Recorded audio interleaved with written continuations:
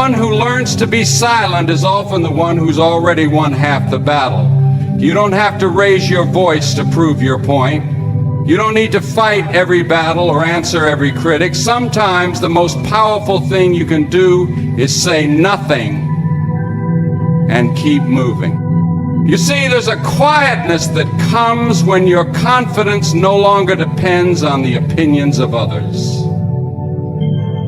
When you know who you are, you stop needing to be seen. You stop needing to explain yourself, defend yourself, or seek applause. You're not staying silent because you're afraid. You're staying silent because your focus is too precious to be wasted on noise. And make no mistake, not all battles are worth fighting. Not every voice deserves a response. Some arguments are just traps set to pull you away from your assignment. There was a time I used to believe that silence made me appear weak. I thought that if I didn't speak up, if I didn't correct every misunderstanding, that somehow I was giving away my power. But the truth is, it takes more strength to hold your peace than it does to fight with fools. The strong don't need to speak to be heard.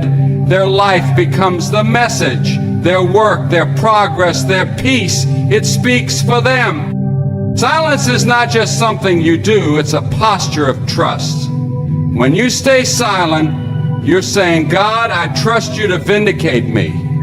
I trust you to handle what I cannot, and He will. Sometimes the reason the door hasn't opened yet, or the reason the breakthrough seems delayed, is because you're still trying to fight battles that aren't yours to fight. You're still trying to control outcomes with your words, when what you really need is surrender. God doesn't need your defense, He needs your faith. When Jesus stood before His accusers, He didn't argue, He didn't scream, He didn't justify Himself. He stood in silence because He knew the truth didn't need to be shouted. That silence was not weakness, it was power under control. That silence wasn't retreat, it was authority. And in your life, there will be times when you are misunderstood, misjudged, underestimated. Let them. Your silence in those moments isn't silence at all. It's a statement that you are grounded, anchored, and unmoved. The people who shout the loudest often are the ones looking for something they don't yet have. Validation, relevance, worth. But when you know you're walking in purpose, you don't chase after acknowledgement. You let your consistency do the talking. You let your results make the noise. The tree doesn't need to explain how tall it's growing. It just keeps reaching. And one day the same people who ignored the seed will have no choice but to notice the fruit. Staying silent isn't about avoiding conflict. It's about mastering your spirit. You've got to get to a place where your peace cannot be stolen just because someone else is having a bad day. You've got to mature to the point where people's opinions don't interrupt your progress. And listen to me. When the enemy can't destroy you, he'll try to distract you. He'll send confusion, offense, pointless debates, anything to pull you out of alignment. But when you stay silent and you hold your focus, when you refuse to play the game, you win. Every time. Don't waste your energy proving to people what God already spoke over your life. Let them think what they want. Let them say what they will. You keep building.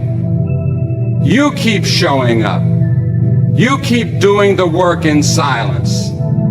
And the time will come when your breakthrough will speak louder than your defense ever could. Stay grounded, stay focused, stay silent, and watch what happens. There's a kind of growth that only happens in silence. away from the noise, away from the crowd, away from the pressure to perform. We live in a world that convinces us we need to always be seen to matter, always be heard to be relevant. But there is a deeper work that God does in the unseen places of your life. That's where transformation begins, not on the stage, not in the spotlight, but in the quiet corners of your soul where nobody's watching and nothing is applauding. Some of the most powerful seasons of your life will feel lonely, not because you're unloved, but because you're being separated. And separation isn't rejection, it's preparation. God often isolates before He elevates. He pulls you aside not to punish you, but to process you, to show you who you are without the noise, to teach you how to be whole without needing a crowd to clap for you. Growth requires stillness, it requires discipline. And yes, sometimes it requires you to walk alone. Think about the seed. Before it becomes anything, it has to go underground, hidden, unseen. It has to break in the dark before it can rise in the light. Nobody celebrates the seed when it's buried. There's no applause for the breaking, but it's necessary. That isolation is not abandonment, it's divine development. And in your life, there will be seasons where God buries you, not to forget you, but to prepare you, to strengthen your roots before He ever allows you to bloom. People may not understand what you're doing. They might say you've changed. They might think you're being distant, cold, or different. Let them think what they want. You are not here to explain your process. You're here to protect it. Because when you're building something real within yourself, you don't have time to be everywhere and please everyone. You're not available to distractions when you're committed to your destiny. You've got to learn to embrace those silent seasons where it feels like nothing's moving, where it feels like your prayers are echoing back to you, because those are the seasons where God is doing His deepest work. He's pruning your heart, healing your wounds, building your character. You may not see it yet, but you'll feel it later when you start walking in rooms with a quiet confidence, when you no longer depend on attention to feel valuable, when you no longer seek love from places that only drained you. That's the fruit of private growth. That's the power of silence. And listen, not everybody is meant to walk with you in this season. Some people were only assigned to your past, not your future. And the longer you try to drag them into places they weren't designed to go, the more delayed your destiny becomes. Let them go. Let them misunderstand you. Let them call it arrogance. You don't owe them your process. What you owe yourself is obedience, to follow where God is leading you, even if that path gets quiet. Growth is uncomfortable. It will stretch you. It will humble you. It will expose your weaknesses. But don't run from it. Don't numb it. Lean into it. Because God is not interested in making you popular. He's interested in making you powerful. And real power doesn't need to announce itself. It doesn't need attention. It just moves in purpose, speaks in wisdom, and walks in peace. So when you find yourself in that quiet season, don't rush out of it. Don't look for a way to escape. Learn to sit in it. Learn to listen. Learn to become. Because what God is doing in you during those silent moments is far greater than anything the world could offer you in the spotlight. You are being shaped. You are being sharpened. You are being made ready, not for people, but for purpose. Stay in the process. Stay in the silence. That's where the power is. One of the hardest lessons you'll ever learn in life is this: Not everyone deserves access to your journey. Not everyone is meant to sit at your table, know your plans, or walk beside you. And that's not pride, that's protection, that's wisdom. You can't build a life of peace if you keep handing out the keys to people who only bring chaos. Your purpose is sacred, and it must be guarded like something sacred, because the wrong people in the right places will always lead to the wrong outcomes. You don't need to explain yourself to everybody. You don't need to announce every move you make. The most powerful moments of your life will often happen in silence, and the most dangerous thing you can do is share something sacred with someone who's not spiritually mature enough to understand it. Just because someone is close doesn't mean they're called to go where you're going. Some people are familiar with you, but not assigned to you, and you've got to know the difference. We live in a culture where everyone wants to post it, prove it, publicize it. But listen to me, your next move should be between you and God. Keep it private, protect it. You don't have to prove to the world that you're growing. Growth will show itself in time. You don't need applause when you've got alignment. You don't need permission when you've got purpose. Let your life speak for itself. Let your character, your peace, your results do the talking. Some of the greatest setbacks come from trusting the wrong voices. You let them into your heart, your vision, your sacred places, and before long they start planting seeds of doubt, confusion, and fear. That's why you've got to be selective. Not cold, not bitter, just wise. There's a difference between having a good heart and giving it away to people who were never meant to carry it. Some folks were only supposed to pass through, but you gave them permanent residence. It's time to evict what no longer honors your growth. There's a weight that comes with calling, a responsibility that can't be shared with just anybody. If they don't carry the oil, they can't carry the weight. And if they don't understand the cost, they won't respect the blessing. You've got to stop expecting support from people who were never equipped to support you. It's not that they're bad, it's that they're not built for your path. And that's okay. Let them go in peace.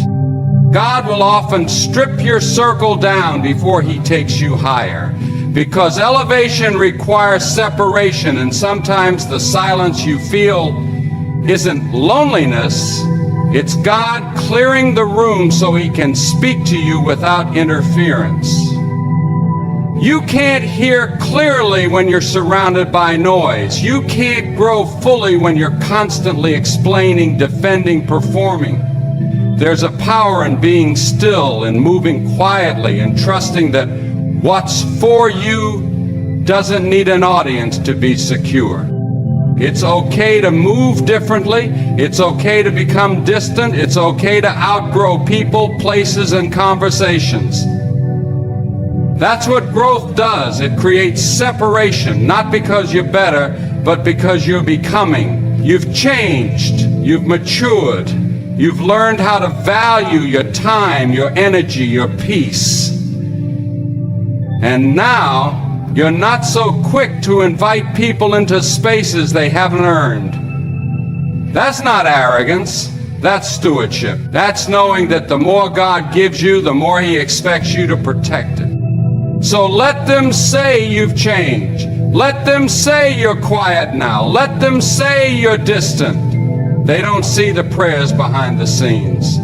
They don't know the weight you carry. They don't feel the calling that wakes you up in the middle of the night. You're not being rude, you're being responsible.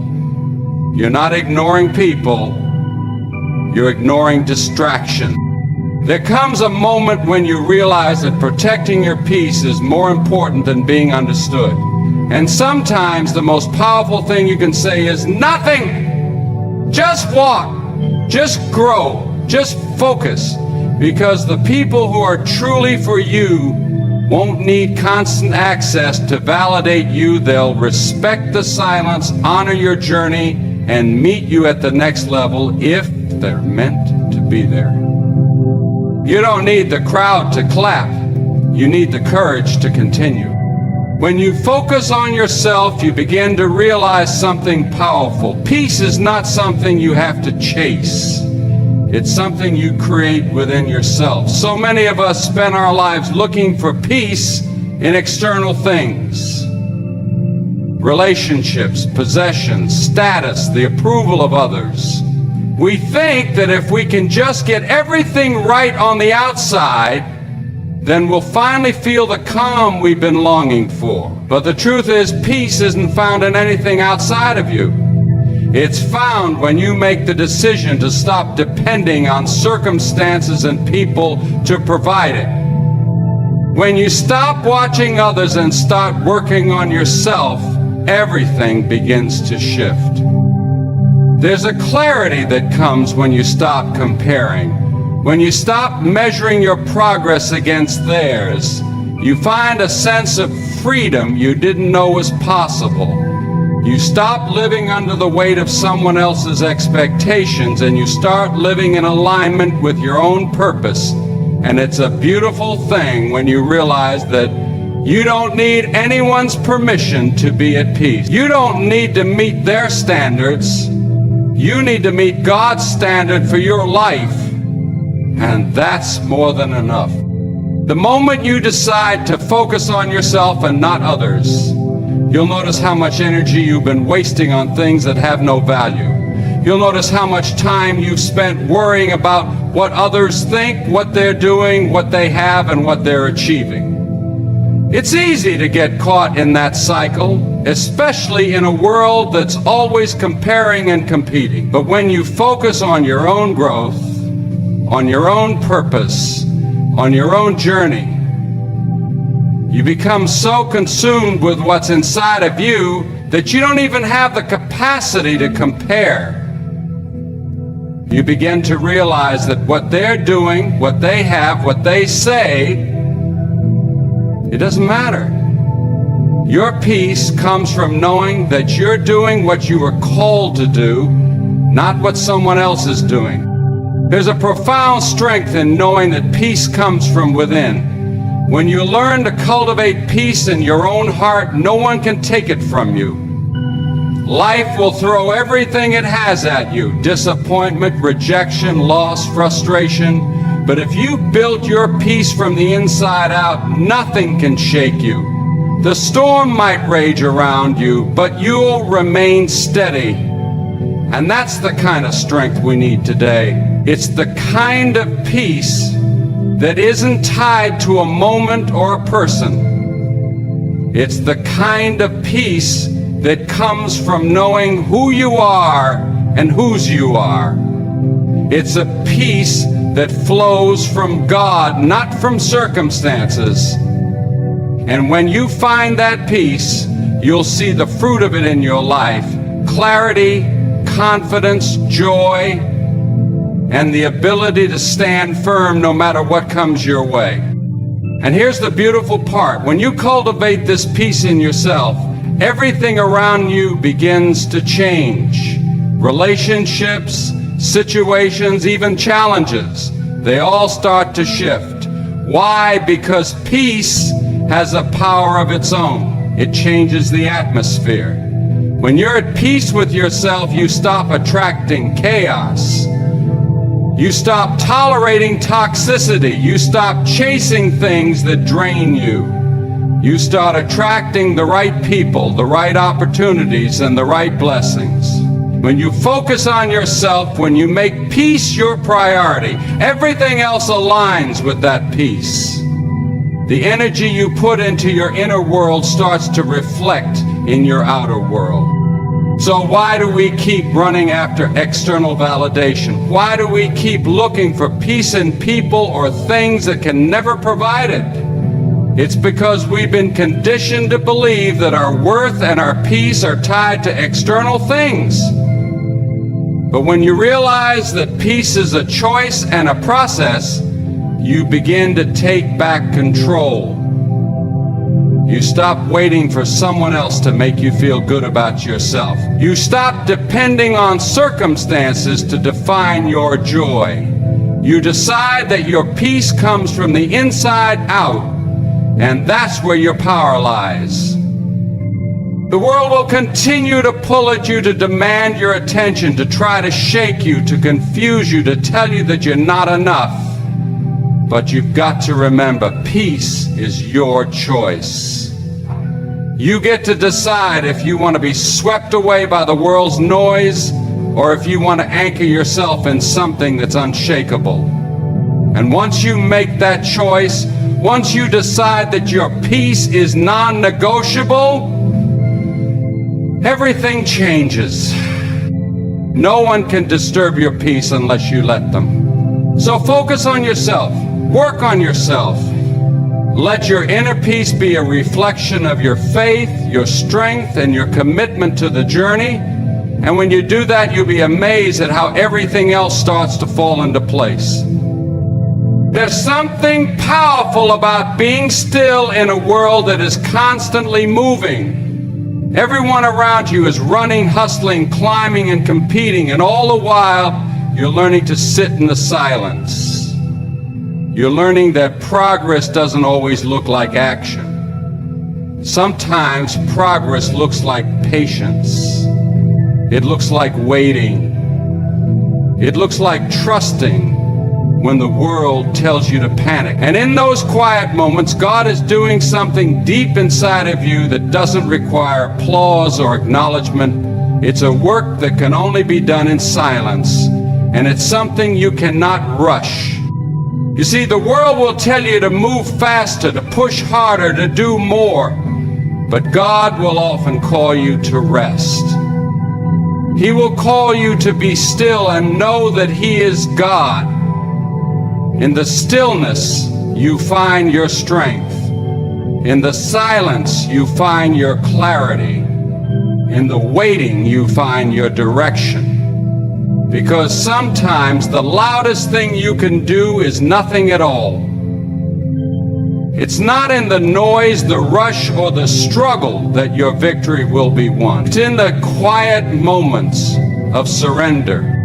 When we rush through life, we miss the moments that actually matter. We miss the lessons that are waiting for us in the stillness. And what you'll find as you focus on yourself and embrace silence is that the more you give God room to work, the more He will reveal to you.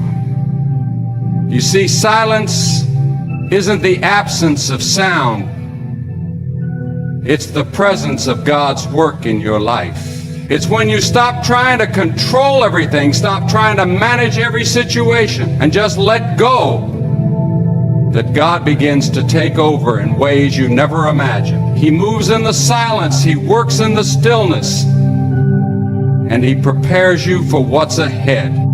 We often don't understand the power of silence because we've been trained to think that noise equals productivity. But the truth is, some of your most important growth will happen when no one is looking, when no one is applauding, when no one is cheering you on. And in those moments, when you feel like nothing is happening, you're being prepared for something bigger than you could have ever imagined. It's in the waiting that God develops the character you need to handle what He's about to bless you with. God doesn't always move in ways that we expect. Sometimes He moves in ways that we don't understand, ways that don't make sense to us in the moment. But if you are willing to wait, to stay silent and to trust the process, you will see how He is working all things together for your good. And it's in the silence that you become stronger. It's in the stillness that you grow. The world tells you to keep moving, to keep striving, to keep pushing. But God says, be still and know that I am God. It's in that stillness that you find your confidence, your peace, and your power. The truth is, when you learn to be silent, you begin to hear things that you would have missed in the noise. You start to hear the voice of God more clearly. You start to hear the desires of your heart. You start to hear the things that truly matter, the things that are aligned with your purpose. And as you focus on yourself and embrace that silence, you start to realize that your life isn't defined by how much noise you make, but by the depth of your inner peace, your strength, and your faith. In that silence, you also find wisdom. The more you sit in stillness, the more you learn. You learn about yourself, you learn about your purpose, and you learn about what truly matters. You stop running after fleeting things, and you begin to focus on the eternal. And the longer you stay silent, the more you realize that the life you've been trying to build through your own effort was never meant to be built by you alone. It was meant to be built with God. And it's only when you learn to rest in His presence, to be silent before Him, that you start to see the true magnitude of the blessings He has for you. So stop trying to rush your process. Stop comparing your journey to someone else's. Stop looking at their progress and thinking you're behind. Focus on yourself. Stay silent. Let God work in you during those moments when it feels like nothing is happening.